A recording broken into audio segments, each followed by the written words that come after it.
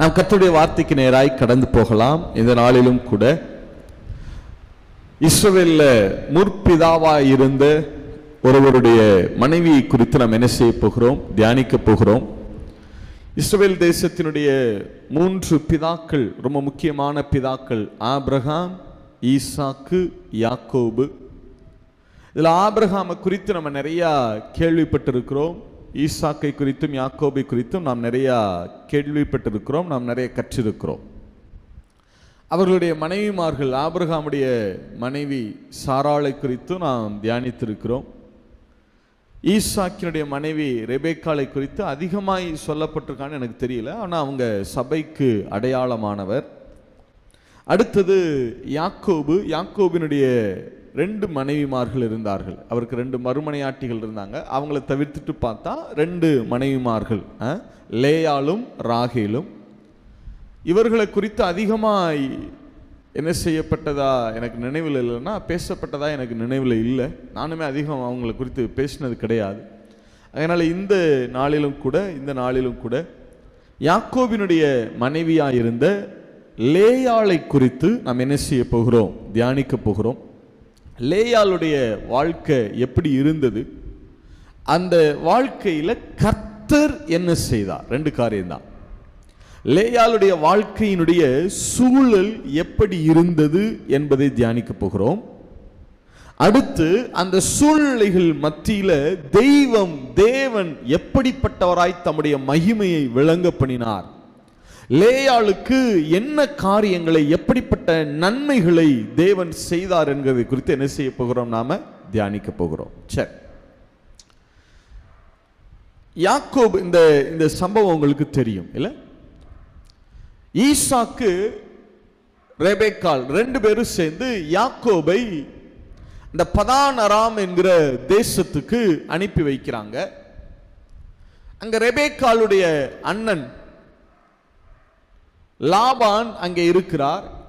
லாபானுக்கு 2 குமாரத்திகள் இருக்கிறார்கள்.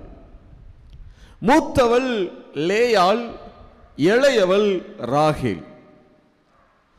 லேயாள் அப்படின்னா என்ன அர்த்தம் அப்படின்னா, லேயா அப்படின்னா என்ன அர்த்தம் அப்படின்னா, எபிரேய பாஷையில வியரி அப்படின்னு சொல்லுவாங்களா, WEARY அல்லது வியரீடு, சோர்வான அல்லது பலவீனமான, சோர்வான அல்லது பலவீனமான. ஏன் அப்படின்னு சொன்னா, லேயாளுடைய சரீரத்தில் சில பலவீனங்கள் இருந்தது. லாபானுக்கு 2 குமாரத்திகள், மிகப்பெரிய பிரபுவாய் இருந்தார். அந்த பதானராம் தேசத்தில் லாபான் என்பவர் மிகப்பெரிய பிரபுவாய் இருந்தார். 2 குமாரத்திகள் இருக்கிறார்கள். மூத்தவள், அவள் சரீர பலவீனம் உடையவளாக இருந்தார். சரீரத்தில் அவள் ரொம்ப வீக்கான பர்சன். ஆதியாகம புஸ்தகம் 29வது அதிகாரம் 17வது வசனம். ஆதியாகம புஸ்தகம் 29வது அதிகாரம் 17வது வசனம். லேயாளுடைய கண்கள் கூச்ச பார்வையாய் இருந்தது. ராகேலோ ரூபவதியும் பார்வைக்கு அழகானவளுமாய் இருந்தாள் இல்லையா? ராகேல் பார்ப்பதற்கு ரொம்ப அழகா, பார்வைக்கு அழகானவள், ரூபவதியாய் இருந்தவள். ஆனால் மூத்தவளாகிய லேயாளோ அப்படி கிடையாது. லேயாள் சரீரத்தில் பலவீனமுடையவள். தமிழ் மொழிபெயர்ப்புல அதை கூச்ச பார்வை என்று போட்டிருக்கு இல்லையா? நீங்க பொது மொழிபெயர்ப்புல வாசிங்கன்னா, ஆதியாகம புஸ்தகம் 29வது அதிகாரம் 17வது வசனத்தை பொது மொழிபெயர்ப்புல வாசிங்க பார்க்கலாம். ஆனால் லேயா மங்கிய பார்வை உடையவள். மங்கிய பார்வை, கூச்ச பார்வைனா லேசா அப்படி கண்ணு சிலருக்கு கூசி இருக்குல்ல, அப்படி கூச்சமா பார்ப்பாங்க. அப்படி அல்ல, லேயாளுடைய பார்வை திறனே குறைபாடு உடையது. லேயாளுக்கு பார்வையே மங்கின பார்வை தான் இருந்தது. லேயாளுடைய பார்வையே ரொம்ப ஒரு என்ன சொல்றது, ஒரு 25-30% பார்வை தான் அவளுக்கு இருந்தது. ரொம்ப பகல் நேரத்திலே அவ்வளவு பார்வை தான், இரவு நேரத்தில் அதுவும் இருக்காது. பொதுவாக நீங்க வேதத்தினுடைய தன்மை என்னன்னா, நீங்க எல்லா இடத்துலையும் பார்த்தீங்கன்னா யாருடைய சரீர பலவீனத்தையும் அதை அடையாளப்படுத்தி காட்டவே காட்டாது. நீங்க வேதத்துல நல்லா கவனிச்சீங்கன்னா, அவனுடைய ஒரு மனிதன் இருக்கா அல்லது மனுஷி இருக்காங்கன்னா, அவருடைய சரீரத்துல ஊனம் அல்லது பலவீனம் இருந்துச்சுன்னா அது ரொம்ப டீட்டெயில்டாலாம் என்ன செய்யாது, வேதத்துல ஆவியானவர் எழுதவே மாட்டார், எங்குமே அதை எழுத மாட்டார். ஏன்னா அவரை பொறுத்த மட்டும் பலவீனம் ஒரு பலவீனம் அல்ல. எத்தனை பேர் ஆமேன்னு சொல்ல முடியும்? சரீரத்தில் இருக்கிற ஒரு பலவீனம் அல்ல, இல்லையா? அதனால வேதத்தில் நீங்க வாசிச்சீங்கன்னா, வேதத்தை ஆவியானவர் எப்போதுமே என்ன செய்ய மாட்டார்னா, சரீரத்தில் இருக்கிற பலவீனங்களை ரொம்ப டீட்டெயில்டா என்ன செய்ய மாட்டாரு, எழுத மாட்டார். மிஞ்சி அதிகமாக எழுதவே மாட்டாரு, அதிகமாக என்ன செய்யவே மாட்டாரு, எழுதவே மாட்டாரு. ஒருவேளை ஒரு சத்தியத்தை வெளிப்படுத்துவதற்காக அதை எழுத வேண்டிய அவசியம் இருந்தா கூட ஒரே வார்த்தையில முடிச்சுக்கிடுவார், 1-2 வார்த்தையில அதை முடிச்சுக்கிடுவார். ரொம்ப டீட்டெயில்டா ஆவியானவர் என்ன செய்து வைக்க மாட்டார், வேதத்தில் எழுதி வைக்க மாட்டார். ஆனாலும் கூட இந்த லேயாளுடைய சரீர பலவீனத்தை ஆவியானவர் ரொம்ப அதை கரெக்டாக ஒரு வார்த்தை சொன்னாலும் அதை சரியாக தெளிவாக எழுதி வைத்திருக்கிறார். அவளுடைய கண்களில் பார்வை குறைபாடு இருந்தது. இரவு நேரங்களில் அவளால் வெளியில் எங்கேயும் போக முடியாது, உதவி இல்லாமல் தனியாக எங்கேயும் என்ன செய்ய முடியாது, போக முடியாது. இந்த மாதிரி கண்களில் பிரச்சனை இருந்துச்சுன்னா ஏராளமான காரியங்கள் இருக்கும். அவங்க லைஃப்பில் பாதிக்கு மேற்பட்ட காரியங்களை அவர்கள் இழந்திருப்பார்கள். பாதிக்கு மேற்பட்ட ஒரு சராசரி மனுஷனுக்கு, சிறு பிள்ளையில பிராயத்திலிருந்து நீங்கள் கவனிச்சிங்கன்னா, மற்றவர்களோடு சேர்ந்து விளையாட முடியாது, தனித்து வைக்கப்பட்டிருக்கணும், எல்லா வேலைகளிலும் மற்றவர்களைப் போல என்ன செய்ய முடியாது, ஈடுபட முடியாது. அவர்களுக்கு நண்பர்கள் வட்டாரமே குறைவாக இருக்கும். ஏன்னா எல்லா இடங்களுக்கும் போய் எல்லா நண்பர்களோடு அவர்கள் என்ன செய்ய முடியாது. மற்றவங்களுக்கு ஒரு 10 நண்பர்கள் இருந்தால் இந்த மாதிரி சரீர ஊனம் உடையவர்களுக்கு 1-2 பேர் தான் இருப்பாங்க. ஏன்னா அவர்களால் எல்லா இடங்களுக்கும் என்ன செஞ்சிட முடியாது, போய் நண்பர்களோடு பழக முடியாது. உறவினர்களுடைய விசேஷங்கள் அப்படிலாம் போய் அவங்களால எல்லா இடத்துக்கும் அவர்களால் நார்மலாக என்ன செய்ய முடியாது, டிராவல் ஆக முடியாது. என்னை கேட்டால் என்ன சொல்லுவேன்னா, வாழ்க்கையினுடைய பாதி காரியங்களை, மற்றவர்கள் அனுபவிக்கிற காரியங்களில் பாதியை கூட அவர்களால் என்ன செய்ய முடியாது, அனுபவிக்க முடியாது. இதுதான் ரியாலிட்டி. இதுதான் இப்ப யாக்கோபுடைய மனைவியா இருந்த லேயாளுடைய, இப்ப லாபானை வச்சுக்கிறோமே, லாபானுடைய மூத்த மகளா இருந்த லேயாளுடைய சூழ்நிலை இதுதான். அவளுடைய பார்வையே மங்கின பார்வை. அவளுடைய தோற்றமும் பார்ப்பதற்கு அழகான தோற்றம் அல்ல. ஆனால் ராகேல் எழில் தோற்றமுடையவள். ராகேல் எப்படிப்பட்ட தோற்றமுடையவளா? எழில் தோற்றமுடையவள். அந்த வசனம் அப்படிதானே இருக்கு. பொதுமொழிபுல வாசிங்க 29:17. பொதுமொழிபுல வாசிங்க பார்க்கலாம். ஆனால் லேயாள் மங்கிய பார்வை உடையவள், ராகேலோ வடிவழகும் எழில்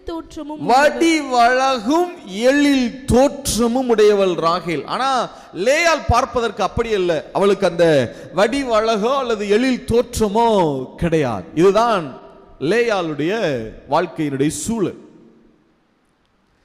அதனாலதான் எப்போதுமே ஒரு சோர்வான இருதயம், எப்போதுமே பலவீனமாய் ஃபீல் பண்றது, அப்படிலாம் அனுபவிச்சிருக்கீங்களா பிரதர்? என்னுடைய சரீரத்தில் சில பலவீனங்கள் இருக்கு பிரதர். எப்போதுமே I feel so tired brother. எப்போதுமே நான் ரொம்ப டயர்டாக ஃபீல் பண்றேன். என் சரீரத்திலேயே மனதளவிலையும் சோர்வடைந்தவளா இருக்கிறேன். இன்னொரு பக்கம் என்னுடைய சரீரத்திலையும் நான் சோர்வடைந்தவனா, ரொம்ப டயர்டா நான் ஃபீல் பண்றேன், பலவீனமா நான் ஃபீல் பண்றேன் பிரதர். இதான் லேயாளுடைய வாழ்க்கை. இந்த லேயால அவ்வளவு பெரிய பிரபுவா இருந்தும் கூட, அவ்வளவு பெரிய ஒரு அந்த தேசத்துல லாபான் மிகப்பெரிய ஒரு கோடீஸ்வரன், அவ்வளவு பெரிய மனுஷனாக இருந்தும் கூட அவளை திருமணம் செய்து கொள்வதற்கு யாருமே முன் வரல. மனம் முடிக்க யாருமே முன் வரல. யாராவது முன் வந்திருந்தாங்கன்னா இவன் எதற்காக யாக்கோபுக்கு கொண்டு போய் அப்படி கள்ளத்தனமாய் திருட்டுத்தனமாய் எதற்காக யாக்கோபுக்கு திருமணம் செய்து வைக்கணும் லேயால? அப்ப சோர்வான ஒரு வாழ்க்கை, பலவீனமான வாழ்க்கை, சரீரத்தில் பலவீனம், திருமணம் முடிப்பதற்கு யாருமே முன் வரல. இந்த லாபான் இருக்கான் பாருங்க. லாபான் அவனுடைய கேரக்டர் எப்படின்னா, அவன் சாதாரண ஆள் இல்லை. லேயாளுடைய தகப்பன் லாபான் இருக்கான் பாருங்க, சொந்த தகப்பன். ஆனால் அவன் பிள்ளைகளை எப்படி நடத்தினான் பாருங்க. ஆதியாகமம் புஸ்தகம் 31 அதிகாரம் 15 வசனம். ஆதியாகமம் புஸ்தகம் 31:15. அவரால் நாங்கள் அந்நியராய் எண்ணப்படவில்லையா? அந்நியராய் எண்ணப்படவில்லையா? அவர் எங்களை விற்று எங்கள் பணத்தையும் வாயிலே போட்டு கொண்டார். நல்லா கவனிங்க. யூத முறைமை என்ன அப்படின்னா, யூத முறைமைன்னு சொல்றதை விட கிழக்கத்திய நாடுகள், அந்த நாட்கள்ல இருந்த கிழக்கத்திய நாடுகள்ல இருந்த எல்லாருடைய முறைமை என்னன்னா, ஒரு ஆண்மகன் ஒரு பெண்ணை திருமணம் செய்யணும்னா என்ன செய்வாங்கன்னா, முதல்ல அந்த பெண்ணுடைய தகப்பனார்ட்ட போவாங்க. போய் உங்க பெண்ணை நான் திருமணம் செய்து கொள்ள விரும்புகிறேன் அப்படின்னு சொல்லுவாங்க. அதுக்கு உடனே அந்த தகப்பனார் சொல்லுவார், அப்படியா சரி நீங்க என்ன செய்யுங்கன்னா எனக்கு முதல்ல ஒரு 10 வெள்ளி காசு கொடுங்க அப்படின்னு வாங்குவார். வாங்கிட்டு நீங்க போய் என்னுடைய மகளும் நீங்களும் வாழ்வதற்கு தேவையான எல்லா வசதிகளையும், வீடு, ஆடு, மாடு, ஜீவன்கள் எல்லாவற்றையும் என்ன செய்யுங்க, உருவாக்கி அதில் எல்லாவற்றையும் ஆயத்தப்படுத்தி வச்சுட்டு வாங்க. பிளஸ் ஒரு 40 வெள்ளி காசையும் எடுத்துட்டு வாங்க. முதல்ல 10 வெள்ளி காசு வாங்கிடுவாங்க. அடுத்து ஒரு 40 வெள்ளி காசையும் எடுத்துட்டு என்ன செய்யுங்க, மொத்தம் 50 வெள்ளி காசு. ஒரு ஆண்மகனுடைய மதிப்பு அந்த நாட்களில் 50 வெள்ளி காசு. லேவியராம் 27 சொல்லப்பட்டிருக்குல்ல, 30 வயது உடைய ஒரு ஆண்மகனுடைய மதிப்பு எவ்வளவுனா 50 வெள்ளி காசு. அப்ப நீங்க 50 வெள்ளி காசு எடுத்துட்டு என்ன செய்யுங்க, நீங்க வாங்க. அப்ப மொத்தம் 50 வெள்ளி காசு அதை கொடுத்துட்டா திருமணம் நடந்துரும். அப்ப என்ன நடந்திருக்குன்னா, லாபான் என்ன செய்திருக்காருன்னா, ஏற்கனவே ராகேல யாரோ திருமணம் முடிக்க முன் வந்திருக்கிறாங்க. ராகேல் எனக்கு வேணும்னு கேட்டிருக்காங்க. இவர் என்ன சொல்லியிருக்கணும், நான் ராகேல மட்டும் நான் திருமணம் முடிச்சு தரமாட்டேன், யாரையும் சேர்த்து தான் தருவேன், லேயாலையும் சேர்த்து தான் நான் தருவேன், சம்மதமானு கேட்டிருந்திருக்கணும். அதுக்கு அவங்க ஒத்துக்கிட்டாங்க, சரின்னு சொல்லிட்டாங்க. பரவாயில்ல ஓகே அப்படின்னு சொல்லிட்டான். அது யாருன்னு தெரியல, அந்த யாரோ ஒருத்தன் வந்து இருந்திருக்கிறான். உடனே இவர் அப்படியா சரி கொடு அப்படின்னு சொல்லி 50 வெள்ளி காசு 2 பேருக்கும் ஆளுக்கு 50 வெள்ளி காசு வாங்கிட்டார். சரி வாங்கிட்டா கல்யாணம் முடிச்சு கொடுத்துருக்கணுமா இல்லையா? கல்யாணம் முடிச்சு கொடுக்கல. சரி 50 வெள்ளி காசை வாங்கினவர் அதையாவது 2 பேர் கையிலையும், இந்தா லேயால் உனக்காக வாங்கின வெள்ளி காசு, இந்தா நீ வச்சுக்க 50 வெள்ளி காசு அப்படின்னு லேயால்கிட்ட கொடுத்துருக்கணும். ராகேல்கிட்ட இந்தா உனக்காக வாங்கப்பட்ட வெள்ளி காசுன்னு ராகேல்கிட்ட என்ன செஞ்சிருந்திருக்கணும், கொடுத்துருக்கணும். அதையும் கொடுக்கல. அந்த காசையும் வாயில போட்டாராம். எப்படி ஆள் பாருங்க லாபான். அந்த காசையும் விற்று தங்கள் வாயில என்ன செய்தாரா, போட்டுக்கொண்டார். பிள்ளைகளை விற்று அந்த காசையும் தங்கள் வாயிலை போட்டுக்கொண்டார். இல்ல, நல்லா கவனிச்சு பாருங்க. இதான் லேயாளுடைய வாழ்க்கை சூழல்.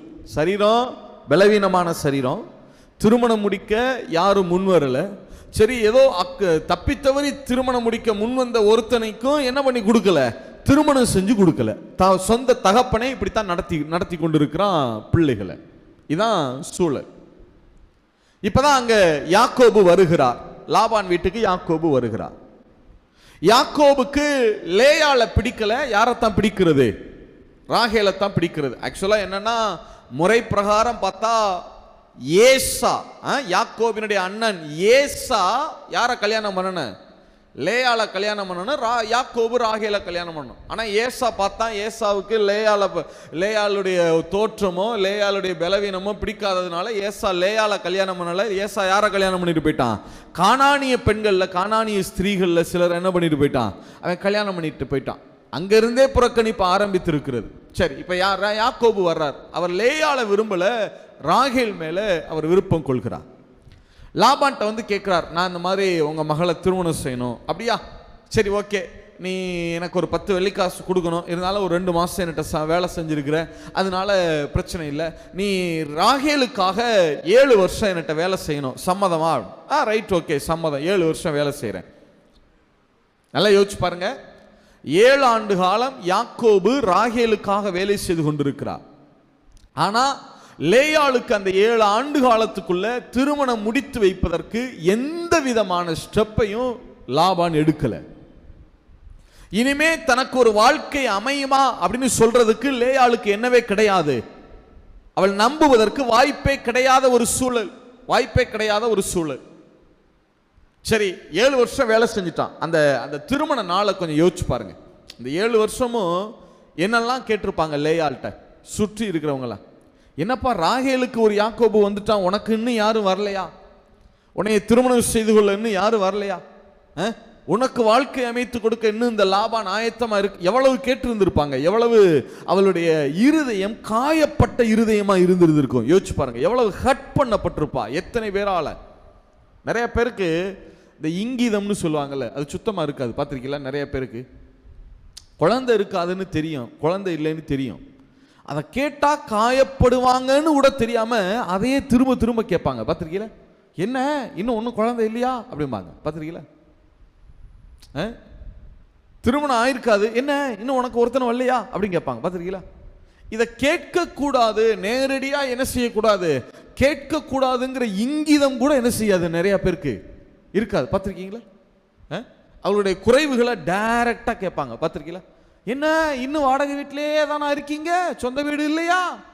சொந்த வீடு இல்லைன்னு தெரியும், அதை கேட்கக்கூடாது, வருத்தப்படுவாங்கன்னு என்ன செய்யாது, தெரியாது. பார்த்துருக்கீங்களா?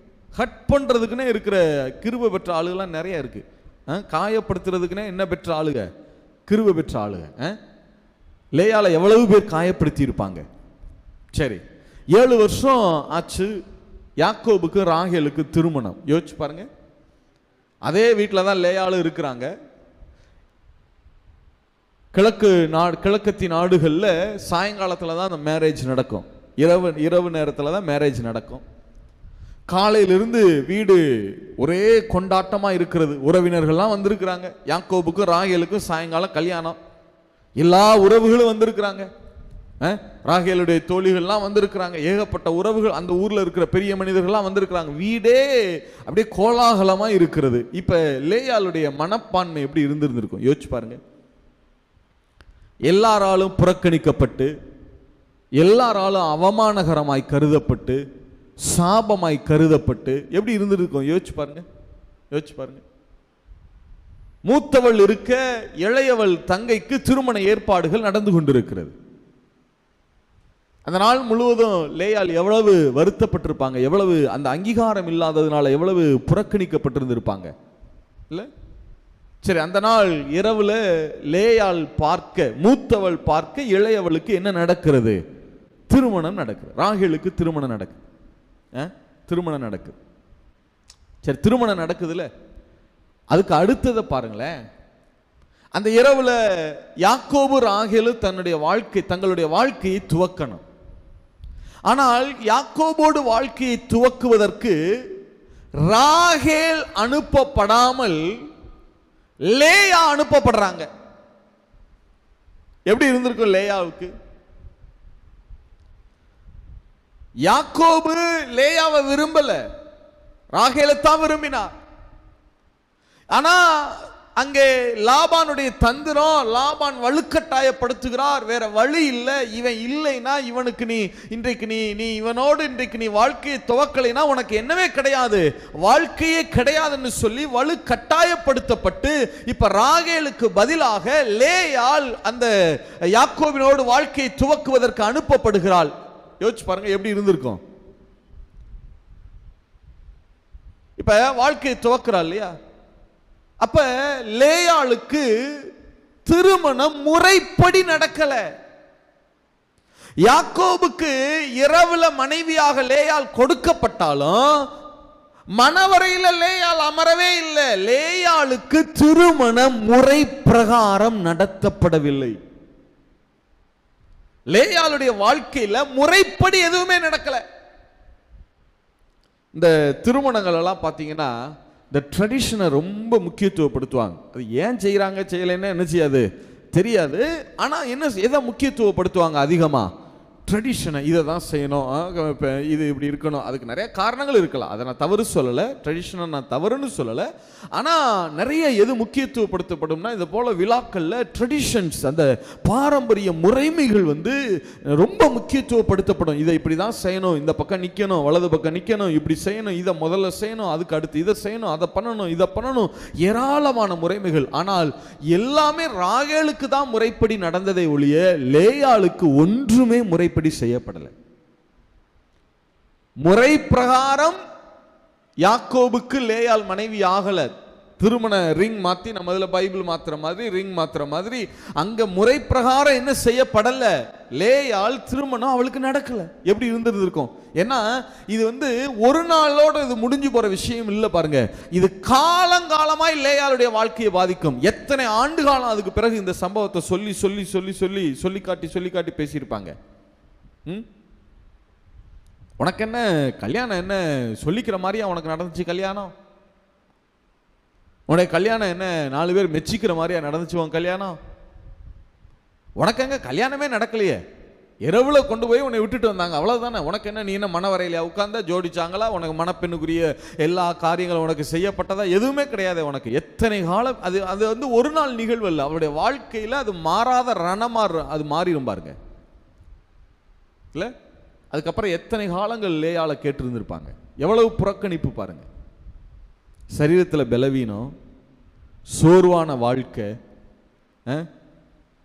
மற்றவர்கள் அனுபவிக்கிற எந்த சந்தோஷத்தை அனுபவிக்க முடியாது.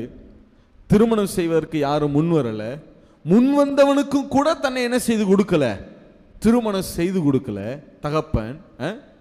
சரி, அதுக்கு பிறகாவது இவள் இருக்கும் போதே தங்கைக்கு திருமணம் ஆயத்தமாக்கப்படுகிறது. சரி, இவள் கண் பார்க்க தங்கைக்கு எல்லா முறைமைகளும் நடக்கிறது, இவளுக்கு அதுல ஒரு முறைமை கூட நடக்கல. இரவுல தங்கைக்கு பதிலாக இவள் போய் வாழும்படி கட்டாயப்படுத்தப்படுகிறாள். அதை விட்டா இவளுக்கு வேற வழி இல்லை. லேயாளுக்கு எதுவுமே முறைப்படி நடக்கல. சரி, அந்த இரவுல வாழ்க்கையை துவக்கிறாள். அதாவது யாக்கோபு ராகேலை நினைத்து கொண்டு லேயாவோடு வாழுகிறான்.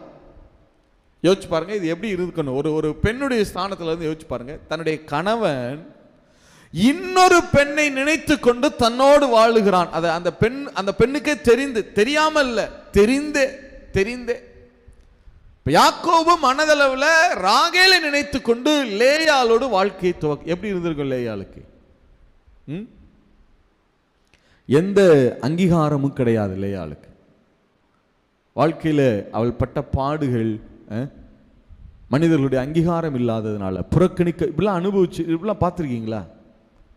சோர்வான வாழ்க்கை, சரீரத்தில் பலவீனத்தினால உங்களால் ஒரு சக்சஸ்ஃபுல்லாக வாழ முடியாத ஒரு தருணங்கள், சொந்த குடும்பமே உங்களுக்கு சப்போர்ட் பண்ணாத நிலைமை, உங்களை சாபமாய் பார்க்கிற ஒரு தருணம், ஒரு சூழல், உங்களுக்கு சில வாய்ப்புகள் அமைந்து கூட அந்த வாய்ப்புகளை உங்கள் குடும்பத்தாரே ஏற்படுத்தி கொடுக்காம, அதை பொருட்படுத்தாம அதை தள்ளிவிட்ட அனுபவம், உங்களுக்கு பிரியமில்லாத வாழ்க்கைக்குள்ள அல்லது பிரியமில்லாத சூழ்நிலைகளுக்குள்ள உங்களை கட்டாயப்படுத்தி கொண்டு போகப்பட்ட தருணங்கள், விரும்பப்படாத இடத்துல இருக்கிறான். இப்ப லேயாள் வந்து எங்க இருக்கிறான்னா விரும்பப்படாத இடத்துல. யோசிச்சு பாருங்க, விரும்பப்படாத இடத்துல இருந்து பார்த்துருக்கீங்களா? ஒரு ஆஃபீஸில் ஒர்க் பண்ணுறீங்க, அந்த மேனேஜர்ல இருந்து அங்கே இருக்கிற யாரும் நீங்கள் அங்கே ஒர்க் பண்ணுறதை விரும்பலை. எவ்வளோ டார்ச்சர் இருக்குன்னு தெரியுமா உங்களுக்கு? அந்த இடம் வந்து அப்படியே உங்களுக்கு நரக மாதிரி இருக்கும். அந்த இடத்துல போய் நிற்கிறதுக்கே உடம்பெல்லாம் என்ன செய்யும்? ஏன்னா அங்கே இருக்கிற யாரும் நீங்கள் அங்கே வேலை செய்கிறத என்ன செய்யலை, விரும்பலை. ஊழியத்திலலாம் சில நேரம் என்ன ஆயிருன்னா, சில உதவி ஊழியர்கள் மேலெல்லாம் மூத்த ஊழியர்களுக்கு கோபம் வந்துருச்சு, இவனை அனுப்பிச்சிடணும்னு முடிவு பண்ணிட்டாங்கன்னா அந்த இடத்துல இருக்கிறதே ரொம்ப என்னவா இருக்கும். ஏன் அதாவது நரகத்திலேயாவது போய் இருந்துடலாம், அப்படி அது கூட நல்லா இருக்கும் போல இருக்கும். அப்படி இருக்கும் அந்த இடம், அப்படி இருக்கும் அந்த இடம். விரும்பப்படாத ஒரு இடத்துல, விரும்பப்படாத ஒரு இடத்துல நம்ம போய் நிற்கிறதுங்கிறது அவ்வளவு கொடுமையான விஷயம். அப்படிலாம் அனுபவப்பட்டிருக்கீங்களா? அப்படிலாம் அனுபவப்பட்டிருக்கீங்களா? அங்கீகாரம் இல்லாத இடத்துல வாழுகிற வாழ்க்கை, அதான் லேயாளுடைய வாழ்க்கை, அதான் லேயாளுடைய. அதாவது திருமணத்திற்கு முன்பு மட்டும் கிடையாது, திருமணத்திற்கு பின்பும் கூட அவளுக்கு எந்த அங்கீகாரமும் கொடுக்கப்படல. அவள் வெறுக்கப்பட்டாள். வேதமே அப்படிதான் சொல்லுது. அவள் என்ன செய்யப்பட்டாளா? வெறுக்கப்பட்டாள் என்று கர்த்தரை கண்டார். இல்ல, கர்த்தரை கண்டார். 30வது அதிகாரம் 29வது அதிகாரமா 29வது அதிகாரம் 30வது வசனமா 31 வாசிங்க. ஆதியாகமம் புத்தகம் 29ல 31 வாசிங்க. அதற்கு அவன், லேயாள் அற்பமாய் எண்ணப்பட்டாள் என்று கர்த்தர் கண்டு. லேயாள் 29ல 31 தானே? 29ல 31. லேயாள் அற்பமாய் எண்ணப்பட்டாள் என்று கர்த்தர் கண்டு. நல்ல கவனிங்க. லேயாள் திருமணத்துக்கு முன்னாடி மட்டும் இல்ல, திருமணத்துக்கு பின்பாகவும் அவள் எப்படிதான் கருதப்பட்டாலாம்? அற்பமாய் எண்ணப்பட்டாள். அதே பொது மொழிபெயர்ப்புல வாசிங்களே, பொது மொழிபெயர்ப்புல வாசிங்க பார்க்கலாம். ஆதியாகமம் 29:31 பொது மொழிபெயர்ப்புல. ஆதியாகமம் 29வது அதிகாரம் 31வது வசனம் பொது மொழிபெயர்ப்புல வாசிங்க பார்க்கலாம். இப்படி இருக்க லேயாள் வெறுப்புக்குள்ளானதை ஆண்டவர் கண்டு. தமிழ்ல அற்பமா என்னப்பட்டுன்னு இருக்கு, பொது மொழிபெயர்ப்புல வெறுப்புக்கு உள்ளானதை. இப்பவும் யாக்கோபு ராகேலைத்தான் நேசிக்கிறான். சரி, லேயாளை நேசிக்காத இடத்துல கூட இருந்தா பிரச்சனை இல்லை. என்ன செய்ய ஆரம்பிச்சானா? வெறுக்க ஆரம்பிச்சானா யாக்கோபு. இல்ல, ஒரு கட்டத்தில் நல்லா யோசிச்சு பாருங்களேன். யாக்கோபு சரி, ராகேலும் சரி, லாபானும் சரி, அந்த சொசைட்டியும் சரி, லேயால படுத்தின பாடு கொஞ்சம் நஞ்சம் கிடையாது. யாக்கோபு நல்லா யோசிச்சு பாருங்க. யாக்கோபு இஸ்ரவேல் தேசத்துக்கு திரும்பி வர்றார். திரும்பி வரும்போது அங்கிருந்து ஏசா வர்றார். உடனே இவர் யாக்கோபு பயப்படுறார். தன்னுடைய எல்லாத்தையும் கொன்றுவாரோ, தன்னுடைய ஆடு மாடு ஜீவன் எல்லாத்தையும் கொன்று மனைவி பிள்ளைங்களை எல்லாம் கொன்னுருவாரோ அப்படின்னு பயப்படுறார். பயப்பட்டுட்டு முதல்ல என்ன பண்றாருன்னா, இந்த 2 மறுமனையாட்டிகள் இருந்தாங்கல்ல, அவங்கள முன்னாடி அதை ஒரு டீமா தனியாக அனுப்பிச்சு வச்சுறாரு. 2 மறுமனையாட்டிகளை முன்னாடி கொஞ்சம் ஆடுகள் கொஞ்சம் மாடு, அவங்க கொஞ்சம் சொத்துல கொஞ்சத்தை பிரித்து 2 பாகமாக பிரிச்சுட்டு மறுமனையாட்டிகளை முன்னாடி என்ன பண்ணி விடுறாரு, அனுப்பிச்சு வச்சுட்டார். அனுப்பிச்சு வச்சுட்டு அடுத்து இவரும் இவருடைய ராகேல் லேயாலும் ஒரு டீமா போறாங்க. போகும்போது எப்படி நிறுத்துறாரு தெரியுமா? எப்படி நிறுத்துறாருன்னா, முதல்ல லேயாளையும் அவளுடைய பிள்ளைகளையும் நிறுத்தினாராம். அது 33:2. அது என் புஸ்தகம் 33:2 வாசிங்க பார்க்கலாம். பணிவிடைக்காரிகளையோ அவர்கள் பிள்ளைகளையோ முதலிலும் லேயாளையும் அவள் பிள்ளைகளையும். முதல்ல பணிவிடைக்காரிகள் அவர்களுடைய பிள்ளைகளை அனுப்பிச்சாச்சு, அவங்கள முன்னாடி வச்சாச்சு. அதுக்கு அடுத்து லேயாளையும் அவளுடைய பிள்ளைகளையும் இடையிலும் ராகேலையும் யோசேப்பையும் கடையிலும் நிறுத்தி. நல்லா யோசிச்சு பாருங்க. இப்ப ஏசா கொன்னா முதல்ல மறுமனை ஆட்டிகளை கொல்லட்டும், ரைட், ஓகே, அவளை தனியா நிறுத்திடுங்க, அவங்கள எல்லாம் முன்னாடி வச்சிருங்க. அதுக்கடுத்து யாரை நிறுத்துறாரு? லேயாளை நிறுத்துறாரு. அதுக்கடுத்து லேயாளுடைய பிள்ளைகளையும், அதுக்கடுத்து யாரை நிறுத்துறாரு? ராகேலுடைய பிள்ளைகளையும். அப்ப அவர் என்ன நினைக்கிறார்னா, முதல்ல யாரு செத்தா பரவாயில்ல, லேயாளுடைய பிள்ளைகளும் செத்தா பரவாயில்ல, ராகேல் என்ன செய்யக்கூடாது, சாகக்கூடாது, அவளை கொண்டு வந்து பின்னாடி நிறுத்துவோம். எப்படி இருக்குது? இப்ப நீங்க உங்க தாய் தகப்பன் இருக்கீங்க, யாரோ ஒரு எதிரி ஒருத்தன், ஒரு எக்ஸாம்பிளுக்கு சொல்றேன், ஒரு தாய் தகப்பன் இருக்காங்க, 2 பிள்ளைங்க இருக்காங்க, மூத்தவன் இளையவன், 2 பிள்ளைங்க இருக்காங்க. எதிரி சுட வர்றான். உடனே இவங்க இந்த மூத்த மகன் அவன் செத்தா பரவாயில்ல, முன்னாடி அவனை நிறுத்திடு, இளையவனை பின்னாடி நிறுத்து அப்படின்னு நிறுத்தினா எப்படி இருக்கும்? லேயால கொண்டு போய் முன்னாடி நிறுத்திட்டு ராகேலை பின்னாடி நிறுத்தி முதல்ல ஏசா கொன்னா லேயாலையும் அவள் பிள்ளைகளையும் என்ன கொல்லட்டும், அடுத்து தான் யார்கிட்ட வரணும்? ராகேல்கிட்டையும் அவளுடைய பிள்ளைகள்கிட்டையும் வரணும். எப்படி இருக்கும்? லேயாளுடைய ஜீவன் கூட, அவ உயிரோடு இருக்கிறது கூட மதிப்பாய் காணப்படல. அவளுடைய ஜீவன் கூட அற்பமாய் எண்ணப்பட்டது. லேயாளுடைய ஜீவன் கூட அற்பமாய் எண்ணப்பட்டது.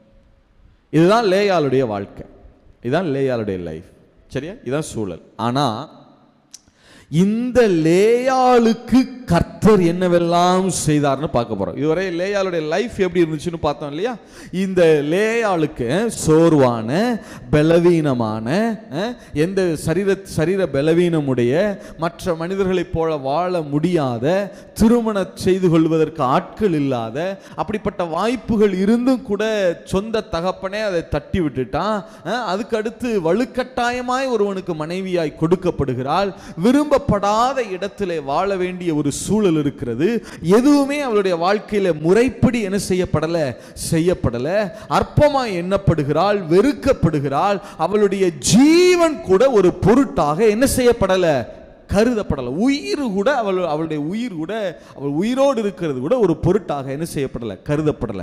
ஆனா அப்படிப்பட்ட லேயாளுக்கு கர்த்தர் என்ன செய்தார், என்ன செய்ய போகிறோம், பார்க்க போகிறோம்.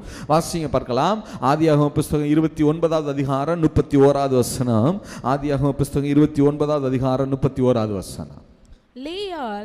லேயாள் அற்பமாய் எண்ணப்பட்டாள் என்று கர்த்தர் அற்பமாய் எண்ணப்பட்டாள் அல்லது வெறுக்கப்பட்டாள் என்று கர்த்தர் கண்டு அவள் கற்பந்தரிக்கும்படி செய்தாள். அவள் கர்ப்பந்தரிக்கும்படி செய்தாள். ராகேலோ மலடியாயிருந்தாள். ராகேலோ மலடியாயிருந்தாள்.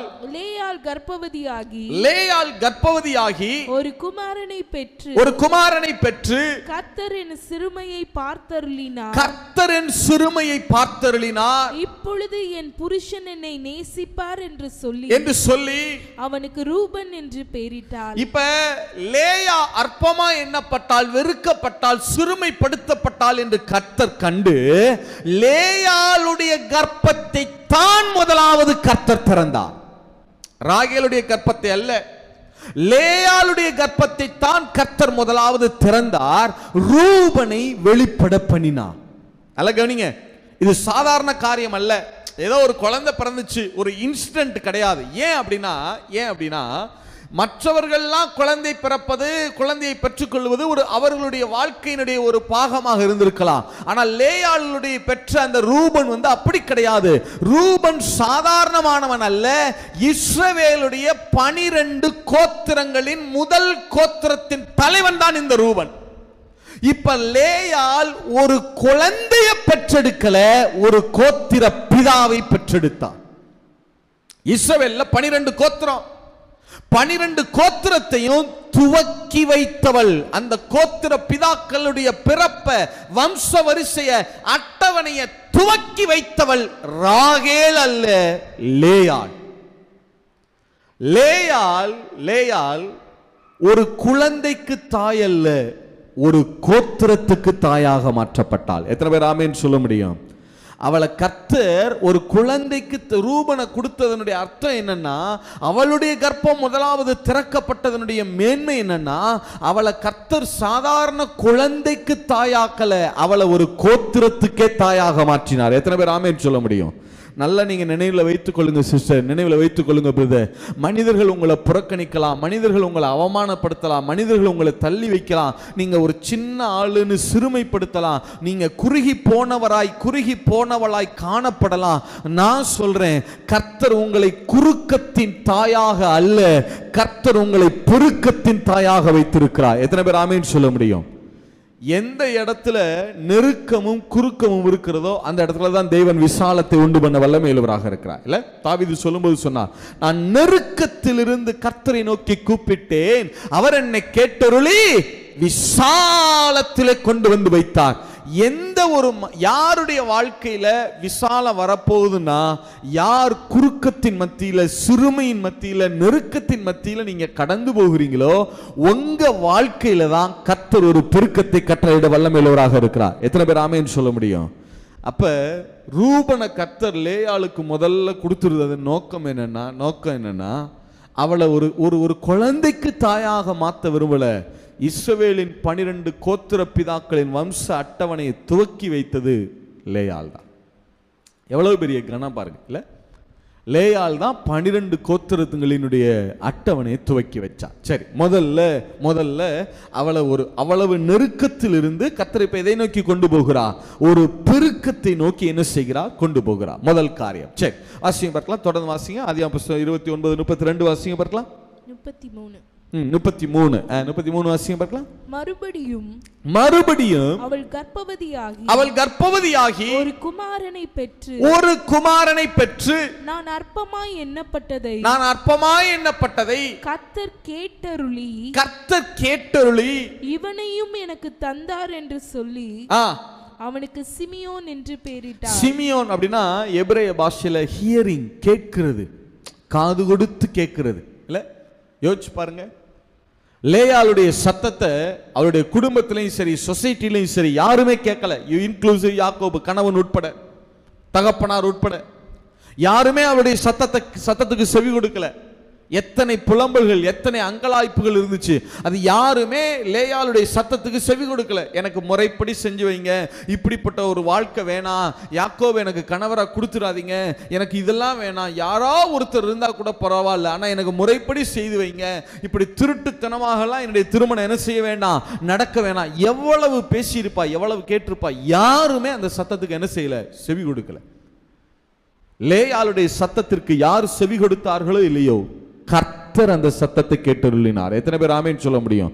அவருடைய இருதயத்தின் அங்கலாய்ப்புகளை, இருதயத்தினுடைய வேண்டுதல்களை, இருதயத்தினுடைய குமுறுதல்களை கர்த்தர் கேட்டதுலாம். நீங்க நல்லா நினைவுல வச்சுக்கிறீங்க பிரதர், நினைவுல வச்சுக்கோங்க சிஸ்டர். நீங்க நினைக்கலாம், என்னுடைய சத்தத்துக்கு யாரும் செவி கொடுக்க மாட்டாங்க, நான் விரும்புகிற காரியங்கள் எனக்கு செய்யப்பட மாட்டேங்குது, எல்லாமே நான் விரும்புகிறதுக்கு எதிராக நடக்குது, யாரும் எனக்கு ஒத்துழைக்க மாட்டாங்க.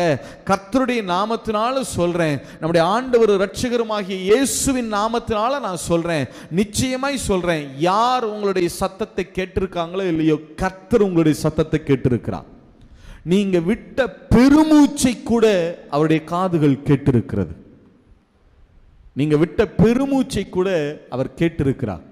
நிச்சயமா ஒரு நாட்கள்ல கர்த்தருக்கு பலன் கொடுக்க வல்லமையில. ஏன்னா லேயாளுக்கு அவளுடைய வாழ்க்கையில என்னெல்லாம் நடந்துச்சோ அது ஒன்னொன்னா பலன் கொடுக்க ஆரம்பிச்சார், அதுக்கு பதில் கொடுக்க ஆரம்பிச்சார். எப்படி பிரதர், எப்படி பதில் கொடுத்தாருன்னு சொல்றீங்க பிரதர்? எப்படி பதில் கொடுத்தார்? அதைத்தான் வருஷம் என்ன செய்ய போகிறோம், தியானிக்க போகிறோம். லேயாள் என்னெல்லாம் இருதயத்தில் கஷ்டப்பட்டு இருந்தாலோ அது எல்லாவற்றுக்கும் தேவன் ஒவ்வொன்னா என்ன செய்ய ஆரம்பித்தார், பதில் கொடுக்க ஆரம்பித்தார். எப்படி பதில் கொடுத்தார் வாசிங்க பார்க்கலாம். அடுத்த வசனம் வாசிங்க பார்க்கலாம். அடுத்த வசனம் வாசிங்க. ஆதியாகமம் புத்தகம் 29:34 வாசிங்க பார்க்கலாம். பின்னும் அவள் கர்ப்பவதியாகி ஒரு குமாரனை பெற்று என் புருஷனுக்கு 3 குமாரரை பெற்றபடியால் அவர் இப்பொழுது என்னோட சேர்ந்திருப்பார் என்று சொல்லி அவனுக்கு லேவி என்று பெயரிட்டாள். இல்ல, மூணாவது பிள்ளை லேவி. எவ்வளவு புலம்பி இருப்பா, என் வாழ்க்கையில எதுவுமே முறைப்படி நடக்கல, எதுவுமே முறைப்படி செய்யப்படல, நான் விரும்பின பிரகாரம் எனக்கு வாழ்க்கை அமையல, இது எதுவுமே எனக்கு நல்லா இல்லை, எவ்வளவு புலம்பி இருப்பா. ஆனா யாரும் அந்த சத்தத்தை கேட்கல, கர்த்தர் அந்த சத்தத்தை கேட்டார். கேட்டதனுடைய விளைவு என்ன தெரியுமா? அவளுக்கு லேவியை கொடுத்தார். இந்த லேவி கோத்திரம், லேவி ஒரு கோத்திரமானா பாருங்க, இது சாதாரண விஷயம் இல்லை. ஏன்னா இவளுடைய பேச்சை யாருமே கேட்கல, இவளுக்கு எதுவுமே முறைப்படி நடக்கல. ஆனால் இவளுடைய பிள்ளைகள் லேவி கோத்திரம் எழும்புனாங்க பாருங்க. லேவி கோத்திரத்தார் தான் இஸ்ரவேலர்களுக்கு எல்லா முறைமைகளையும் கற்றுக் கொடுக்கிற இடத்திலே வைக்கப்பட்டார்கள்.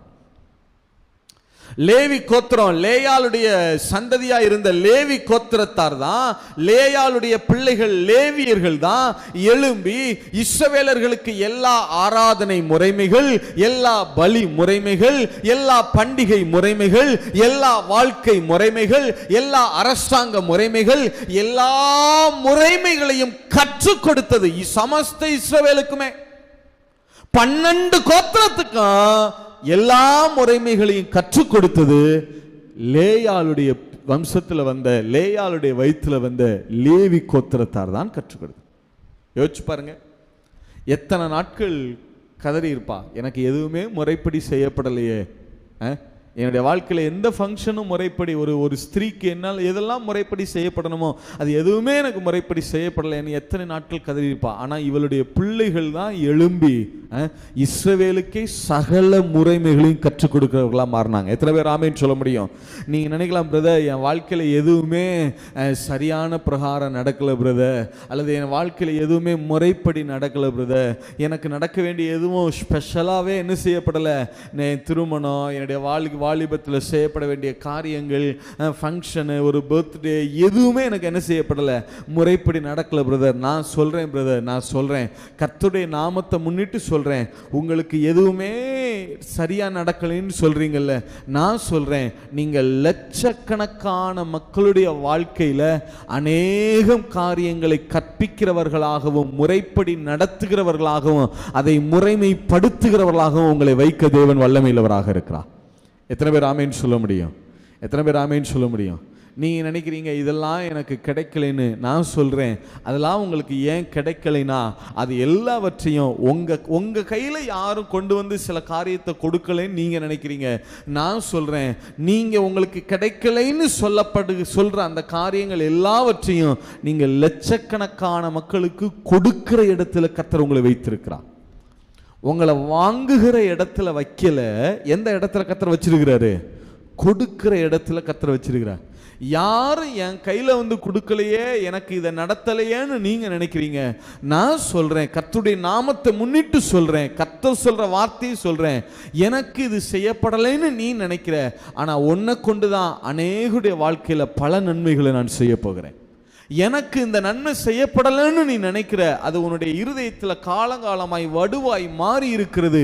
ஆனா கர்த்தர் சொல்லுகிற வார்த்தை என்னன்னா, எனக்கு இந்த நன்மை செய்யப்படலைன்னு நீ சொன்னில்ல, நான் சொல்றேன் அதே நன்மையை நீ லட்சக்கணக்கான மக்களுக்கு நீ செய்ய போகிற. இல்ல, இவளுடைய வாழ்க்கையில எந்த காரியமும் முறைப்படி நடக்கல, ஆனா இவளுடைய பிள்ளைகள் தான் எழும்பி சமஸ்த இஸ்ரவேலுக்குமே, யோசிச்சு பாருங்க, லேயாளுடைய பிள்ளைகள் தான் எழும்பி சமஸ்த இஸ்ரவேலுக்கும் எல்லா முறைமைகளையும் கற்றுக் கொடுக்கிற இடத்துக்கு கொண்டு வரப்பட்டான். இல்லை, கர்த்தர் அப்படி உங்களை மாற்றுவா, உங்க சந்ததியை மாற்றுவா. நீங்க நினைக்கலாம் கடந்த காலங்களில் எங்களுக்கெல்லாம் இதெல்லாம் கிடைக்கல பிரதர். நான் சொல்றேன் உங்க சந்ததிக்கு அதுக்கு உங்களுக்கும் கிடைக்கும், ஒரு நாட்களில் உங்களுக்கும் கிடைக்கும், உங்க சந்ததிக்கும் அது கிடைக்கும். சந்ததி சந்ததியாய் உங்களுக்கு அவைகளை கொடுக்க தேவன் வல்லமையுள்ளவராக இருக்கிறார். எத்தனை பேர் ஆமேன்னு சொல்ல முடியும்? சரி, அடுத்து வாசிங்க பார்க்கலாம். அடுத்து என்ன செய்தார் கர்த்தர்? லேயாளுக்கு அடுத்து என்னெல்லாம் செய்தார் வாசிங்க பார்க்கலாம். அடுத்த வசனம் வாசிங்க. 35 29 35.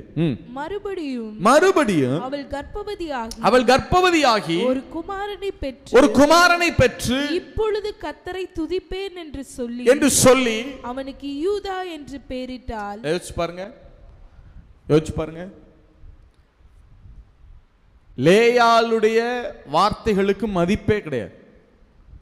திருமணத்துக்கு முன்பும் சரி, திருமணத்துக்கு பின்பும் சரி, அவளுடைய வார்த்தைக்கு எந்த பவரும் எந்த ஹானரும் அங்கே கொடுக்கப்படலை. எவ்வளவு கதறி இருப்பா, யாக்கோபுக்கு திருமணம் செஞ்சு வைக்காதீங்க, எது நடந்தாலும் என் வாழ்க்கையில் எப்படி நடக்கட்டும், முறை பிரகாரம் நடக்கணும், எவ்வளவு கதறி இருப்பா, எவ்வளவு கத்தி இருப்பா. எந்த வார்த்தைக்காவது யாராவது செவி கொடுத்தாங்களா? யாரும் செவி கொடுக்கல. இல்லை, ஆனால் யார் செவி கொடுத்தாங்களோ இல்லையோ, கர்த்தர் செவி கொடுத்தார். லேயாளின் வயிற்றிலிருந்து வந்த யூதா கோத்திரத்தை தான் சமஸ்த இஸ்ரவேலையும் ஆளுகிற கோத்திரமாய் கர்த்தர் மாற்றினார். சமஸ்த இஸ்ரவேலையும் 12 கோத்திரத்தையும் ஆளுகிற இடத்துக்கு யாருடைய பிள்ளை தான் கொண்டு வரப்பட்டால்? ராகேலுடைய பிள்ளை கொண்டு வரப்படல. யாருடைய பிள்ளை தான் கொண்டு வரப்பட்டா? லேயாளுடைய பிள்ளை தான் கொண்டு வரப்பட்டா. அவர்கள் லேயாளுடைய சந்ததியார் சொன்னதுதான் இஸ்ரவேல்ல நிற்கும். அவளுடைய வயிற்றிலிருந்து தான் ராஜாக்கள் வெளியே வந்தாங்க. யூதா கோத்திரத்தினுடைய எல்லா ராஜாக்களும் தாவீதுல இருந்து சாலமோன்ல இருந்து பின்வந்த எல்லா ராஜாக்களும் யாருடைய வயிற்று பிள்ளை, யாருடைய சந்ததியிலிருந்து தான் வந்தவங்களா இருந்தாங்க? லேயாளுடைய சந்ததியிலிருந்து தான் வந்தவங்களா இருந்தாங்க, ராகேலுடைய சந்ததி அல்ல. யோசிச்சு பாருங்க. ஈவன் நம்முடைய ஆண்டவராக இயேசு கிறிஸ்துவே யூதா கோத்திரத்தில் பிறந்தவர். அப்படின்னா அவர் கூட யாருடைய சந்ததியிலிருந்து தான் வந்தவராக இருந்தாரு? லேயாளுடைய சந்ததியிலிருந்து தான் வந்தவராக இருந்தார், ராகேலுடைய சந்ததியிலிருந்து அல்ல. நீங்க இந்த உற்று கவனிச்சு பாருங்களேன். இஸ்ரவேல்ல 12 கோத்திரம், 12 கோத்திரத்துல ரொம்ப பிரசியஸான கோத்திரம் எதுன்னு கேட்டா 2 கோத்திரம் தான் ரொம்ப பிரசியஸ். அவங்க நீங்க 2 கோத்திரம், எந்த கோத்திரம்னா ஒன்னு லேவி கோத்திரம், இன்னொன்னு யூதா கோத்திரம். நீங்க லேவியர்கள் யார்ட்டையாவது போய் நீங்க எந்த கோத்திரம் அப்படின்னா நாங்களாம் லேவி கோத்திரம் அப்படின்னு சொல்றதுலேயே ஒரு கர்வம் இருக்கும், ஒரு ரொம்ப மெஜஸ்டிக்கா அதை சொல்லுவாங்க. அது போல யூதா கோத்திரத்தாரும் அப்படிதான். நீங்க எந்த கோத்திரம் அப்படின்னா அடுத்தது நிலைமையில இருந்தவங்க யூதா கோத்திரம் தான். இந்த 2 கோத்திரமே ராகேலுடைய வயிற்றிலிருந்து வெளிப்படல, லேயாளுடைய வயிற்றிலிருந்து வெளிப்பட்டது. யோசிச்சு பாருங்க. ரெண்டுமே லேவியர்கள் ஸ்பிரிச்சுவல் வேர்ல்ட் ஆள்கிறவர்கள் இல்ல, ஆவிக்குரிய உலகத்தை ஆளுகிறவர்கள் லேவியர்கள். அடுத்து சிவில் உலக பிரகாரமான உலகத்தை ஆளுகிறவர்கள் யூதா கோத்திரத்தார். World, physical world. இந்த 2 வேர்ல்டையுமே ஆளுகை செய்கிறவர்கள் யாருடைய கர்ப்பத்திலிருந்து தான் வெளிப்பட்டார்கள்? லேயாளுடைய கர்ப்பத்திலிருந்து தான் வெளிப்பட்டாங்க. ஸ்பிரிச்சுவல் உலகத்தை ஆளுகிறவர்களாகட்டும் அல்லது பிசிக்கல் வேர்ல்டு ஆளுகிறவர்களாகட்டும், 2 ராஜாங்கமுமே யாருடைய கண்ட்ரோல்ல தான் இருந்துச்சு? லேயாளுடைய சந்ததி யாருடைய கண்ட்ரோல்? எவ்வளவு தேவன் கனப்படுத்தினார் பாருங்க. நான் கர்த்தருடைய நாமத்தில் சொல்றேன், நீங்கள் எந்த அளவுக்கு நீங்க புறக்கணிக்கப்படுகிறீர்களோ அந்த அளவுக்கு தான் நீங்கள் தேவனிடத்திலிருந்து அங்கீகாரத்தை பெறுவீர்கள். மனிதர்கள் உங்களை புறக்கணிக்கிற போதுதான் தேவன் உங்களை அங்கீகாரம் பண்ணவே ஆரம்பிக்கிறார். எத்தனை பேர் ஆமென் சொல்ல முடியும்? மனிதர்கள் உங்களை எந்த அளவுக்கு புறக்கணிக்கிறார்களோ பரலோகம் உங்களை அந்த அளவுக்கு அங்கீகாரம் பண்ணும். யோசிச்சு பாருங்க, ஒரு ஸ்பிரிச்சுவல் வேர்ல்டை வேணா லேயால்கிட்ட கொடுத்துட்டு பிசிக்கல் வேர்ல்டை ராகேலுடைய சந்ததி கொடுத்துருக்கலாம்ல, கொடுக்கல. அது மறுமனை ஆட்டிகள் யாருக்காவது பிறந்த பிள்ளைகள் கொடுக்கல. ரெண்டு உலகத்தையுமே, ஸ்பிரிச்சுவல் வேர்ல்ட் ஆகட்டும் பிசிக்கல் வேர்ல்ட் ஆகட்டும், ரெண்டையுமே ஆவிக்குரிய காரியங்களையும் சரி உலக பிரகாரமான காரியங்களையும் சரி ரெண்டையும் ஆளுகிறவர்கள் லேயாளின் சந்ததியாய்த்தான் இருந்தார். இல்ல நான் சொல்றேன் பிரதர், கர்த்தர் உங்க சந்ததிகளை எழும்ப பண்ணுவார். ஒரு சந்ததி ஆவிக்குரிய உலகத்தை ஆளும், இன்னொரு சந்ததி இந்த உலக பிரகாரமான உலகத்தை ஆளும். இதை ரெண்டையும் ஆளுகை செய்கிறவர்களாய் உங்களை மாற்றுகிறதற்கு தேவன் வல்லமையுள்ளவராக இருக்கிறார். யோசிச்சு பாருங்க, எந்த ஆளுகையும் கிடையாது லேயாளுடைய லைஃப்ல, ஆனா ரெண்டையுமே ஆளுகை செய்கிற இடத்துல தான் கர்த்தர் அவர்களை வைத்தார். சரி, அடுத்து என்ன நடந்தது வாசிங்க, அடுத்து வாசிங்க பார்க்கலாம். ஆதியாகமம் புத்தகம் 30வது அதிகாரம் 18வது வசனம். 30வது அதிகாரம் 18வது வசனம். அப்பொழுது லேயாள் நான் என் வேலைக்காரியை என் புருஷனுக்கு கொடுத்த பலனை தேவன் எனக்கு தந்தார் என்று சொல்லி அவனுக்கு இசக்கார் என்று பெயரிட்டார். இசக்கார் எபிரேய பாஷையில இசக்கார் அப்படின்னா ரிவார்டு அல்லது என்ன சொல்றது, பலன் கொடுக்கிறது, பலன் ஊதியத்தை பெறுவது, ரீகம்பன்ஸ் சொல்லுவாங்கல்ல. ரீகம்பன்ஸ்னா என்ன செய்வாங்கன்னா, இந்த அரசாங்கத்திலலாம் வேலை செய்கிறாங்க இல்லையா, அவங்க வேலை பார்த்து ஒரு 40 வருஷம் 35 வருஷம் வேலை பார்த்து முடிச்ச உடனே ரிட்டையர்ட் ஆகும்போது அவங்களுக்கு ஒரு பெரும் தொகையை கொடுக்குறாங்க பாருங்க, ரிவார்டு கொடுக்குறாங்க பாருங்க, ஒரு பெரிய பலனை கொடுக்குறாங்கல்ல, இத்தனை வருஷம் அந்த உழைப்பு ஊதியத்தை கொடுக்குறாங்கல்ல, அதுக்கு பேர் தான் ரீகம்பன்ஸ்னு சொல்லுவாங்க. இசக்கார்னா ரிவார்டு, பலன் கொடுக்கிறது.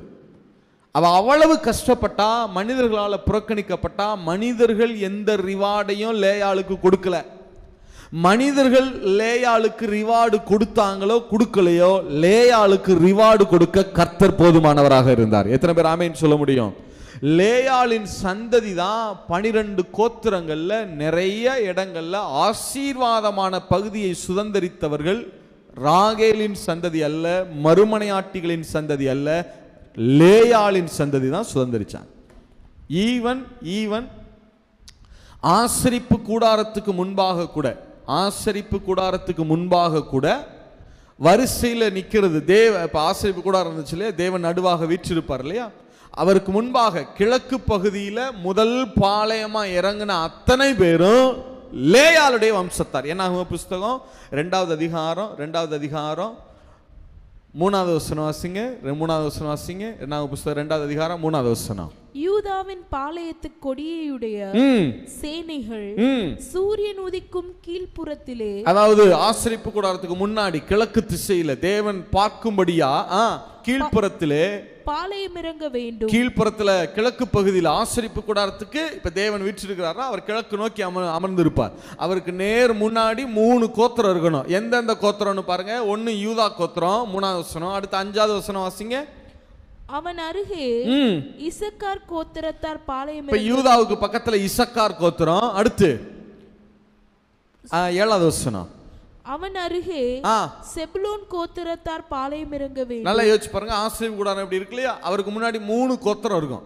அவருக்கு முன்னாடி இந்த வலது பக்கத்துல முன்னாடி 3, வலது பக்கத்துல 3 பேர் இருப்பாங்க, இடது பக்கத்துல 3 கோத்திரம், பின்னாடி ஒரு 3 கோத்திரம், மொத்தம் 4 திசையிலையும் 3 கோத்திரம். அதுல நீங்க நல்ல இந்த 2வது அதிகாரத்தை முழுவதும் நீங்க வாசிச்சு பார்த்தீங்கன்னா, ஆண்டவருக்கு முன்பாக ஆசரிப்பு கூடாரத்துக்கு முன்னாடி வரிசையா 1 2 3 கோத்திரம், அந்த 3மே லேயாளுடைய பிள்ளைகள். அடுத்து ஆசரிப்பு கூடாரத்துக்கு வலதுபுறத்துல தேவனுடைய வலது பாரிசத்துல இருந்த 3மே லேயாளுடைய பிள்ளைகள். ஆசரிப்பு கூடாரத்திற்கு முன்பும் சரி, அவருடைய வலது பாரிசத்திலும் சரி இருந்த எல்லா கோத்திரங்களும் லேயாளின் சந்ததியாய் வைக்கப்பட்டார்கள். ஆசரிப்பு கூடாரத்தில் தனக்கு முன்பாக இருக்கிறவர்களும் தன் வலது பாரிசத்தில் இருக்கிறவர்களும் ராகேலின் பிள்ளைகள் அல்ல, மறுமனையாட்டிகளின் பிள்ளைகள் அல்ல, லேயாளின் பிள்ளைகளை தான் தேவன் வைத்தார். எவ்வளவுக்கு எவ்வளவு லேயாளின் பிள்ளைகளை ஆசீர்வாதமான இடத்துல வைக்க முடியுமோ அவ்வளவுக்கு அவ்வளவு லேயாளின் பிள்ளைகள் ஆசீர்வாதமான இடத்துல வைக்கப்பட்டாங்க. கர்த்தருடைய நாமத்துல சொல்றேன், உலகம் வேணும்னா உங்களை புறம்பான இடத்துல வைக்கலாம், உலகம் வேணும்னா உங்களை ஒதுக்குப்புறமான இடத்துல வைக்கலாம். ஆனா கர்த்தருடைய நாமத்துல சொல்றேன், உலகம் உங்களை புறம்பான இடத்துல வச்சுச்சுன்னா ஒரு நாளும் கவலைப்படாதீங்க, கர்த்தர் உங்களை பிரதானமான இடத்துல வைக்க வல்லமையுள்ளவராக இருக்கிறார். ஆசரிப்பு கூடாரத்து தேவன் எந்நேரமும் பார்க்கறது லேயாளின் பிள்ளைகளை தான், எப்பவும் அப்படி பார்த்துட்டே இருக்கிற மாதிரி. யூதா கோத்திரம், இசக்கார் கோத்திரம், செபுலோன் கோத்திரம் எப்படி இருக்கும்? சைடில் வலது பாரிசத்தில் இருந்த எல்லாரும் லேயாளின் சந்ததியா இல்ல? உபாகம புஸ்தகம் 27வது அதிகாரம் 12-13 வாசிங்க. யோசுவா இஸ்ரவேலர்களை கானானுக்குள்ள கொண்டு போறார். கானானுக்குள்ள அப்பதான் என்டர் ஆறாங்க. யோர்தானை கடந்து கானானுக்குள்ள போறாங்க. யோர்தானை கடந்து போன உடனே ஒரு சம்பவம் அங்க செய்யப்படுது. என்ன? 2 மலை இருக்கு அங்க. ஏபால் மலை, கெரிசீம் மலைன்னு 2 மலை. கெரிசீம் மலை ஒண்ணு, ஏபால் மலை ஒண்ணு. கெரிசீம் மலை ஆசீர்வாதத்தின் மலை, ஏபால் மலை சாபத்தினுடைய மலை. ஏபால் மலை என்ன மலை? சாபத்தினுடைய மலை. ஆனா கெரிசீம் ஆசீர்வாதத்தினுடைய மலை. இப்ப 2 மலையிலையும் 6 கோத்திரத்தை நிறுத்தணும். 12 கோத்திரத்தை பாதியா பிரிச்சு நிறுத்தணும். கெரிசீம் மலையில எத்தனை கோத்திரங்கள் நின்னுச்சு? அவங்க யாருடைய வம்சத்துல வந்தவங்க? ஏபால் மலையில எத்தனை கோத்திரம் இருந்துச்சு? அவங்க யாருடைய வம்சத்துல வந்தவங்க? பார்க்கலாம், வாசிங்க பார்க்கலாம். உபாகம புஸ்தகம் 27:12-13 வாசிங்க பார்க்கலாம். நீங்கள் யோர்தானை கடந்த பின்பு ஜனங்கள் ஆசீர்வதிக்கப்படும்படி கெரிசீம் மலையில் சிமியோன், யார் பாருங்க, சிமியோன் அவன் லேயாளுடைய பிள்ளை. லேவியும் லேயாளுடைய பிள்ளை. யூதாவும் லேயாளுடைய பிள்ளை. இசக்காரும் லேயாளுடைய பிள்ளை. யோசேப்பு ஒருவன் ராகேலுடைய பிள்ளை. பென்யமின். இந்த 2 பேர் ஆசீர்வாத மலையில 6 கோத்திரம். அதுல 4 கோத்திரம் லேயாளுடைய கோத்திரம். அடுத்து வாசிங்க. சாபம் கூறப்படும் பொருட்டு ஏபால் மலையில் ரூபன், காத், ஆசேர், செபுலோன், தான், நப்தலி என்னும் கோத்திரங்கள் நிற்க வேண்டும். ஆசீர்வாதம் கூடப்படுகிற கெரிசீம் மலையில 6 கோத்திரம் நிக்குது. 6ல 4 கோத்திரம் லேயாளுடைய கோத்திரம். நான் சொல்றேன், உலகம் வேணா உங்களுக்கு ஆசீர்வாதத்தை கொடுக்க மறுக்கலாம், ஆனா தெய்வம் உங்களுக்கு எவ்வளவு ஆசீர்வாதங்களை பெற்றுத்தர முடியுமோ அவ்வளவு ஆசீர்வாதங்களை பெற்றுத் தருவதற்கு வல்லமையுள்ளவராக இருக்கு. எவ்வளவு பிரதானமான இடத்துல உங்களை வைக்க முடியுமோ அவ்வளவு பிரதானமான இடத்துல கர்த்தர் உங்களை வைக்கிறதுக்கு வல்லமையுள்ளவர். எத்தனை பேர் ஆமேன் சொல்ல முடியும்? யோசிச்சு பாருங்க, லேயாளுடைய வாழ்க்கையில என்னெல்லாம் நெகட்டிவாய் காணப்பட்டதோ அது எல்லாவற்றையும் தெய்வம் பாசிட்டிவா மாறப்படினார். உலகம் எதையெல்லாம் லேயாளுக்கு கொடுக்க மறுத்ததோ கர்த்தர் அவைகளை எல்லாம் லேயாளுக்கு கொடுத்தார். இந்த உலகத்திட்ட இருந்து எதுவும் வரணும்னு நினைக்காதீங்க பிரதர். உலகத்தில் இருக்கிறவர்களை சார்ந்து வாழாதீங்க. நல்லா கவனிங்க, நீங்க உலகத்தில் இருக்கிறவர்களோடு, அவங்க உறவுகளே ஆகட்டும், அண்ணன் தம்பி ஆகட்டும், தாய் தகப்பனாகட்டும், கணவனாகட்டும், மனைவி ஆகட்டும், பிள்ளைங்க யாரா வேணா இருக்கட்டும், நாம் அவர்களோடு சேர்ந்து வாழ அழைக்கப்பட்டிருக்கிறோம். ஆனால் யாரையும் சார்ந்து வாழ நாம் அழைக்கப்படல. நாம் சார்ந்து இருக்க வேண்டியது கர்த்தர் ஒருவரைத்தான். எத்தனை பேர் ஆமேன்னு சொல்ல முடியும்? அவரு தான் நமக்கு பிரதானமான இடங்கள்ல நம்மளை வைக்கிறதற்கு வல்லமையுள்ளவராக இருக்கிறார். இல்ல இவ்வளவு ஏன் கடைசி அவனு சொல்றனே, ஆபிரகாம் உயிரோடு இருந்த வரைக்கும் கர்த்தர் வாக்குத்தத்தம்லாம் கொடுத்துட்டார், கானானை நமக்கு தருவேன்னு. ஆனா அவர் உயிரோடு இருந்த வரைக்கும் கானானை சுதந்திரிக்கல. ஆவிக்குரிய மண்டலங்களை சுதந்திரிச்சாலும் பிசிக்கலா சுதந்திரிக்கல. சுற்றி தான் வந்தார் இல்லையா? ஆபிரகாம் சுதந்திரிக்கல, ஈசாக்கு சுதந்திரிக்கல, யாக்கோபு சுதந்திரிக்கல.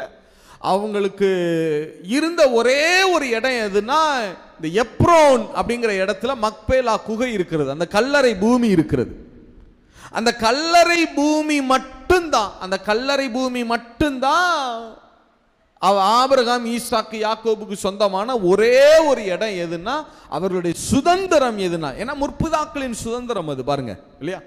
யாக்கோபு சொல்லுவார் யோசேப்ட்ட கடைசியா மரிக்கும் போது, இங்க பாருப்பா, நான் இத்தனை நாள் எகிப்துல இருந்துட்டேன், தயவு செய்து என்னை அடக்கம் பண்றது இங்க அடக்கம் பண்ணிடாத, என்னை எங்க கொண்டு போய் அடக்கம் பண்ணிடணும், என் தகப்பன் ஈசாக்கும் என்னுடைய தாத்தா ஆபிரகாம் இருக்காங்களே, என் முற்பிதாக்களுடைய கல்லறை. ஏன்னா எனக்குன்னு இருக்கிற இந்த பூமியில் இருக்கிற ஒரே ஒரு சுதந்திரம் எது மட்டும்தான், அந்த மக்பேலா குகை மட்டும்தான். அந்த எப்ரோன்ல இருக்கிற மம்ரே சமபூமியில இருக்கிற அந்த மக்பேலா குகை தான் எங்களுடைய முற்பிதாக்களின் சுதந்திரம். அங்க கொண்டு போய் என்ன செஞ்சிரு, என்னைய அடக்கம் பண்ணிருன்னு சொன்னார் இல்லையா. அங்கதான் ஆபிரகாம் அடக்கம் பண்ணப்பட்டார், அவர் மனைவி சாராலும் அங்கதான் அடக்கம் பண்ணப்பட்டாங்க. ஈசாக்கு அங்கதான் அடக்கம் பண்ணப்பட்டார், அவருடைய மனைவி ரெபேக்காலும் அங்கதான் அடக்கம் பண்ணப்பட்டார். யாக்கோபு அங்கதான் அடக்கம் பண்ணப்பட்டாங்க. அடுத்து யாக்கோபினுடைய மனைவி யார் அங்க அடக்கம் பண்ணப்பட்டது தெரியுமா? யார் அடக்கம் பண்ணப்பட்டது தெரியுமா? வாசிங்க, ஆதியாகமம் புத்தகம் 49வது அதிகாரம் 30வது வசனம். அந்த குகை கானான் தேசத்திலே மம்ரேக்கு எதிராக மக்பேலா எனப்பட்ட நிலத்தில் இருக்கிறது. அதை நமக்கு சொந்த கல்லறை பூமியாய் இருக்கும்படி ஆபிரகாம் ஏத்தியனாகிய எப்ரோன் கையில் அதற்குரிய நிலத்துடனே வாங்கினார். அங்கே ஆபிரகாமையும் அவன் மனைவியாகிய சாராளையும் அடக்கம் பண்ணினார்கள். இப்ப கானான்ல போய் அவங்க சுதந்திரம் அடைகிறாங்க பாருங்க. அந்த கடைசியா அந்த கானான்ல இருந்த அந்த அது ஒண்ணுதான் அவங்களுக்கு சொந்தமா இருந்தது, அதுல அடக்கம் பண்ணப்பட்டார்கள். அடுத்து அங்கே ஈசாக்கையும் அவன் மனைவியாகிய ரெபேக்காளையும் அடக்கம் பண்ணினார்கள். இப்ப ஈசாக்கு அவருடைய மனைவி ரெபேக்கால அந்த சுதந்திரத்திலே பங்கடைகிறார்கள், கானான் சுதந்திரத்திலே அவர்களும் இப்ப போய் பங்கடைகிறார்கள். அடுத்து அங்கே லேயாளையும் அடக்கம் பண்ணினேன். அங்க ராகேல் அடக்கம் பண்ணப்படல, ராகேல் பெத்லகேமுக்கு போகிற வழியில அடக்கம் பண்ணப்பட்டா. முற்பிதாக்களின் சுதந்திரத்துல கடைசியாய் யாக்கோபோடு பங்கடைந்தது ராகேல் அல்ல, யாருதான்? லேயாள் தான் பங்கடைந்தான். முற்பிதாக்களின் சுதந்திரத்தையும் கர்த்தர் லேயாளுக்கு தான் கொடுத்தார், ராகேலுக்கு அல்ல. ராகேலுக்கு அல்ல. ராகேலுக்கு இருந்த ஒரே விசேஷம் என்னன்னா, யோசேப்பு ஒரே ஒரு ஆள் அவருடைய சந்ததியில பெஸ்டான ஆளா வந்தார். அதுவும் அது ராகேலால அல்ல, அது யோசேப்பினுடைய பரிசுத்த வாழ்க்கையினால அமைந்தது. அது ராகேலால வரல, அது யாரால வந்தது? யோசேப்ப அவருடைய சொந்த பரிசுத்த வாழ்க்கை இருந்ததுனால கர்த்தர் அவரை மட்டும் உயர்த்தினார், அவ்வளவுதான். அவருடைய பிள்ளைகள் கூட அதுக்கு பிறகு பெரிய சந்ததியா என்ன செய்யல வரல. எப்பிராயி மட்டும் பின் நாட்கள் என்ன செய்தாங்க, அவன் கலகம் செய்துதான் ராஜாவானானே ஒழிய பெரிய அளவில் அவர்கள் என்ன செய்யல, கர்த்தருக்குள்ள ஷைன் பண்ணல. யோசேப்பு மட்டும்தான் ஷைன் பண்ணார். ஆனா லேயாளுடைய சந்ததியார் எல்லாரையுமே கர்த்தர் இஸ்ரவேல்ல பிரகாசிக்க பண்ணினார். முடிவில் லேயாளுக்கு முற்பிதாக்களின் சுதந்திரத்தையும் கர்த்தர் தர வல்லமையுள்ளவராய். அந்த சுதந்திரத்தை யாருமே கொடுக்கல பாருங்க. லேயாளுக்கு தகப்பன் கொடுக்கல, யாக்கோபு கணவன் கொடுக்கல, யாருமே கொடுக்கல. ஆனா கர்த்தர் கரெக்டா கொண்டு வந்து ராகேல அடக்கம் பண்ணல பாருங்க. ராகேல் பெத்லகேமுக்கு போகிற வழியில அடக்கம் பண்ணப்பட்டா. ஆனா லேயாள் அவள் தான் முற்பிதாக்களின் சுதந்திரத்தில் ஆபிரகாம் சாராளோடு, ஈசாக்கு ரெபேக்காலோடு, யாக்கோபு லேயாளோடு அங்கே அடக்கம் பண்ணப்பட்டிருக்கு. அந்த ஸ்தானத்தை கடைசி, ஏன்னா யாக்கோபு கடைசி வரைக்கும் லேயாள மனைவியாவே என்ன செய்யல, அவரு கன்சிடரே பண்ணல. அவரு அந்த ஸ்தானத்தை கொடுக்கவே இல்லை, கடைசி வரைக்கும் கொடுக்கல. அவர் கொடுத்தாரோ கொடுக்கலையோ, பரலோகம் அந்த ஸ்தானத்தை லேயாளுக்காக ஆயத்தப்படுத்தி வைத்தது. கர்த்தருடைய நாமத்தில் சொல்றேன், மனிதர்கள் உங்களுக்கு எந்த ஸ்தானத்தை வேண்டுமானா மறுக்கலாம், ஆனா பரலோகம் அந்த ஸ்தானத்தை உங்களுக்கென்று நியமித்து வைத்திருக்கிறது. ஏற்ற நேரத்தில் சரியா இன்னைக்கு நீங்க போகலாம். இன்னைக்கு நீங்க போனீங்கன்னா எப்ரோன்ல ஆபிரகாம் உடைய கல்லறை, பக்கத்திலே சாராளுடைய கல்லறை, 2 பேருக்கு கொடுக்கப்பட்ட வாக்கு தத்தங்கள் அங்கே எழுதப்பட்டிருக்கும். அடுத்து ஈசாக்கினுடைய கல்லறை, அதுக்கு பக்கத்தில் ரெபேக்காலுடைய கல்லறை, அங்கே ஈசாக்கு கொடுக்கப்பட்ட வாக்கு தத்தங்கள் எழுதப்பட்டிருக்கும். அதுக்கு அடுத்து யாக்கோபினுடைய கல்லறை, பக்கத்திலேயே லேயாவுடைய கல்லறை, அங்கே யாக்கோபினுடைய வாக்கு தத்தங்கள் எழுதி போட்டு வச்சிருக்கிறாங்க. அந்த இடத்துல ராகேல் அடக்கம் பண்ணப்படல. யார் தான் அடக்கம் பண்ணப்பட்டாங்க? லேயாள் தான். ஒரு சரீரத்தில் பலவீனமான ஒரு ஆளை எடுத்து அவளுடைய சந்ததியை கரத்தில் கர்த்தர் எடுத்ததனுடைய விளைவு ஆண்டவர் சொல்றாரு, சிறுமையும் மெலிவையுமே ஆனவனை புழுதியிலிருந்து எடுத்து யாரோட உட்கார பண்ணுகிறாரா? பிரபுக்களோட சிங்காசனத்தில் உட்கார பண்ண வல்லமையில. யோசிச்சு பாருங்க, மணவரையில் கூட லேயாளுக்கு உட்கார இடம் கொடுக்கல. ஆனால் லேயாளுடைய பிள்ளைகள் தான் இஸ்ரவேலின் சிங்காசனங்களை அலங்கரித்தார்கள். இல்லை, மணவரையில் கூட யாருக்கு இடம் கொடுக்கல, உட்கார்றதுக்கு லேயாளுக்கு இடம் இல்லை. ஆனால் லேயாளின் பிள்ளைகள் இஸ்ரவேலின் சிங்காசனங்களை எல்லாம் அலங்கரித்தார்கள். எத்தனை பேர் ஆமென் சொல்ல முடியும்? எழுந்து நிற்போமா? எழுந்து நிற்போமா?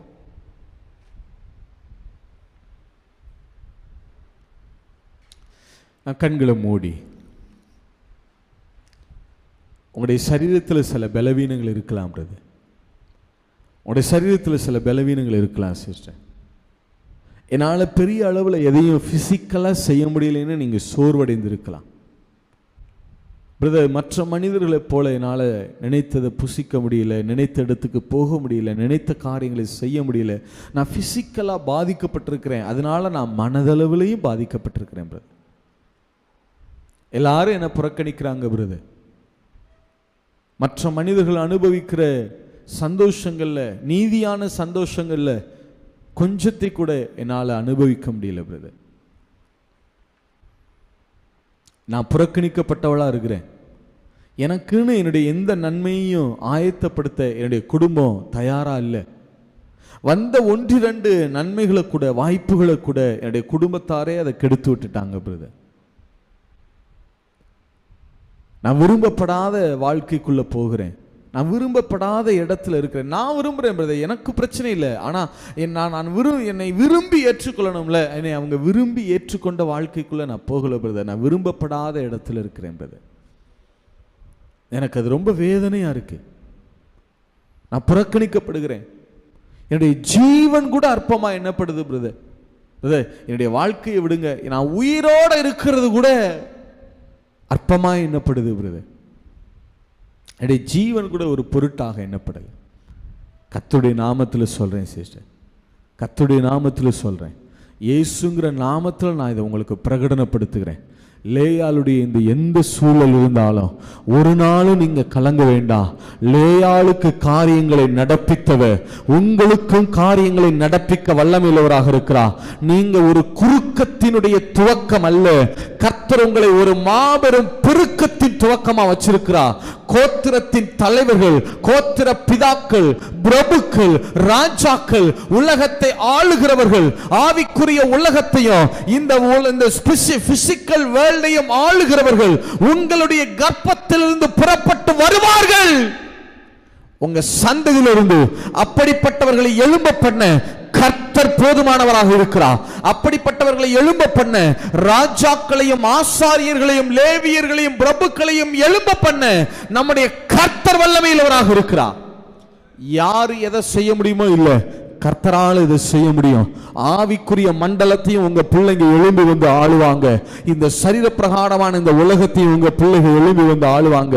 உங்களுடைய வார்த்தைகளுக்கு மதிப்பே இல்லைன்னு சொன்னீங்க இல்லையா? உங்களுடைய வார்த்தைகள், உங்கள் பிள்ளைகளுடைய வார்த்தைகள் தான் சட்டங்களாய் மாறும். அவர்கள் சொல்றதுதான் நடக்கும். அவர்கள் சொல்றதுதான் கடைசியில முடிவுக்கு வரும். அவர்கள் சொல்றதுதான் கடைசியில நிலை நிற்கும்.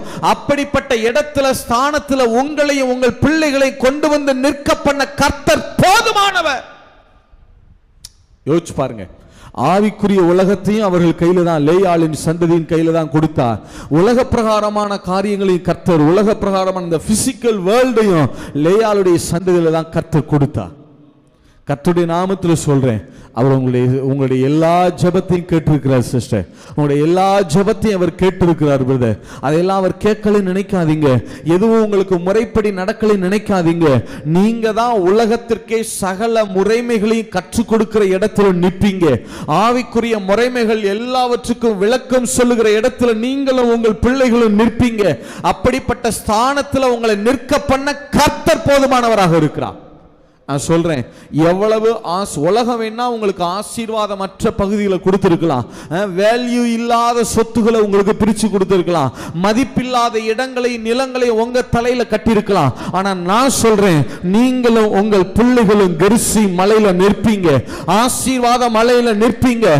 ஆசீர்வாதம் கூறப்படுகிற இடத்துல உங்களையும் உங்கள் சந்ததியை நிற்க பண்ண கர்த்தர் போதுமானவர்.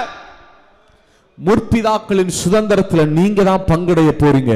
முற்பிதாக்களின் ஆசீர்வாதங்கள்ல நீங்க தான் பங்கடைய போறீங்க. உங்க பேரை பெருமைப்படுத்த, காலங்காலமாய் பெருமைப்படுத்த கர்த்தர் போதுமானவர். இவ்வளவு ஏன் சிஸ்டர், வானத்தையும் பூமியையும் படைத்த நம்முடைய இரட்சகர் இயேசு ராகேலுடைய சந்ததியில் வந்தவர் அல்ல, லேயாளுடைய சந்ததியில வந்தவராயிருந்தார். இதுக்கு மேல ஒரு கணம் இல்லைங்கிற அளவுக்கு அந்த உச்சத்திற்கு அந்த மகிமையின் மேல மகிமையை காண பண்ண வல்லமை உள்ளவராக இருக்கிறார். நல்ல தகப்பனே, அவர் கண்களை மூடி, நல்ல தகப்பனே உடைய சமூகத்தில் வருகிறோம். இந்த செய்தியை கேட்கிற ஒவ்வொருத்தரையும் உடைய கரங்களை ஒப்பு கொடுக்கிறோம்ப்பா. உங்க பிள்ளைங்க ஒவ்வொருத்தரையும் அப்படியே உங்க கரங்களை நாங்க சரண்டர் பண்ணுகிறோம் ஆண்டவரே. இந்த செய்தியை கேட்ட அத்தனை பேரையும் நாங்கள் ஆசீர்வதிக்கிறோம். இந்த ஆராதனையில பங்கெடுத்த அத்தனை பேரையும் நாங்கள் மனதார ஆசீர்வதிக்கிறோம்ப்பா. லேயாளின் வாழ்க்கையோடு, லேயாளின் பிரச்சனைகளோடு இந்த செய்தியை யாரெல்லாம் கேட்டுக்கொண்டிருக்கிறார்களோ அவர்களுக்கு லேயாளுக்கு செய்ததை பார்க்கலாம் ஏழத்தனையாய் செய்ய நீர் வல்லமையுள்ளவராக இருக்கிறீர். இந்த பிசிக்கல் வேர்ல்டையும் ஸ்பிரிச்சுவல் வேர்ல்டையும் ஆளுகிற இடத்துல நீங்க கொண்டு வந்து வைப்பீங்கப்பா.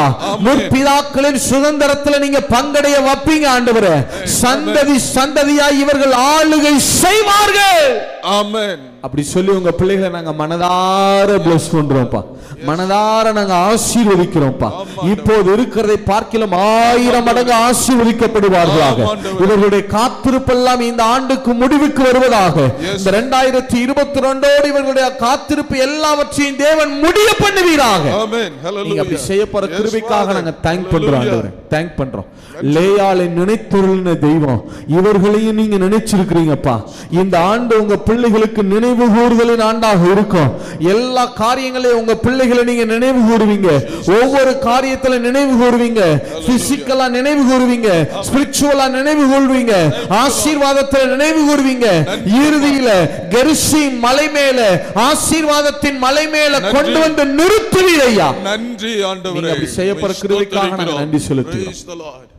இந்த எல்லா எங்களுடைய ஜபங்களுக்கும் வார்த்தைகளுக்கும் நீங்க எங்க பக்கத்துல நின்று உடைய 2 கரங்களையும் உடைய பிள்ளைகளுக்கு நேராக உயர்த்தி, உடைய 2 கரங்களை வானத்துக்கு நேராக உயர்த்தி, உடைய 2 கரங்களை இவர்கள் எல்லைகளுக்கு நேராக உயர்த்தி எங்களுடைய ஜபத்துக்கு வார்த்தைகளுக்கு நீங்க இப்ப ஆமென்னு சொன்னதற்காக, உங்க வாயை திறந்து நீங்க இப்ப அப்படியே ஆகட்டும் என்று சொன்னதற்காக உள்ளத்தின் ஆழத்திலிருந்து நாங்க நன்றி செலுத்துகிறோம்.